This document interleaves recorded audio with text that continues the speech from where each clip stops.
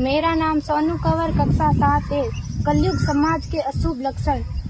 कुटुंब कम हुआ, संबंध कम हुआ, प्रेम कम हुआ, मर्यादा कम हुई, लाज लज्जा कम हुई, विनम्रता कम हुई, समर्पण कम हुए, पुस्तक वाचन कम हुआ, खान पान की शुद्धता कम हुई, बाल कम हुए, कपड़े कम हुए, नींद कम हुई, घी मक्खन कम हुआ, पीतल तांबे के बर्तन कम हुए, भाई भाई का प्रेम कम हुआ, सत्य कम हुआ, अतिथि कम हुए, धैर्य कम हुआ, श्रद्धा और विश्वास कम हुआ, बड़ों का सम्मान कम हुआ और भी बहुत कुछ कम हुआ, जिससे जीवन सहज था, सरल था। संतान को दोष न दे।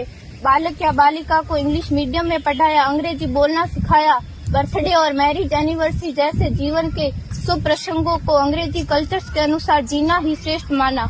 माता पिता को मम्मी डैड कहना सिखाया। जब अंग्रेजी कल्चर से परिपूर्ण बालक या बालिका बड़ा होकर आपको समय नहीं देता, आपकी भावनाओं को नहीं समझता, आपको तुच्छ मानकर आपसे जुबान लड़ाता, जब आपको बच्चे में कोई संस्कार नजर नहीं आता, तब घर के वातावरण को गंभीर किए बिना, संतान को दोष दिए बिना एकांत में जाकर रो लीजिएगा, क्योंकि पुत्र या पुत्री की पहली वर्षगांठ से ही भारतीय संस्कारों के बजाय, मंदिर जाने के बजाय केक कैसे काटा जाता है, यह सिखाने वाले आप और अम्मी है। जब बच्चा पहली बार घर से बाहर निकलता है तो प्रणाम और आशीर्वाद के बदले बाय बाय कहना सिखाने वाले आप और अम्मी है।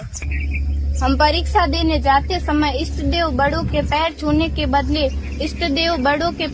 के बदले बेस्ट ऑफ लक कहकर परीक्षा भवन तक छोड़ने वाले आप और अम्मी है।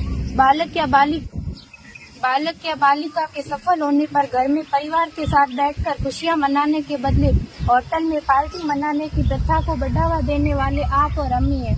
बालक या बालिका के विवाह के पश्चात कुल देवता देव दर्शन भेजने से पहले हनीमून के लिए फॉरेन टूरिस्ट स्पॉट भेजने की तैयारी करने वाले आप और अम्मी है। ऐसी कई ढेर सारी अंग्रेजी कल्चर्स को हमने जाने अनजाने स्वीकार कर दिया है। अब तो बड़े बुजुर्गों के पैर छूने में भी शर्म आती है। गलती किसकी? मात्र आपके माता और पिता की।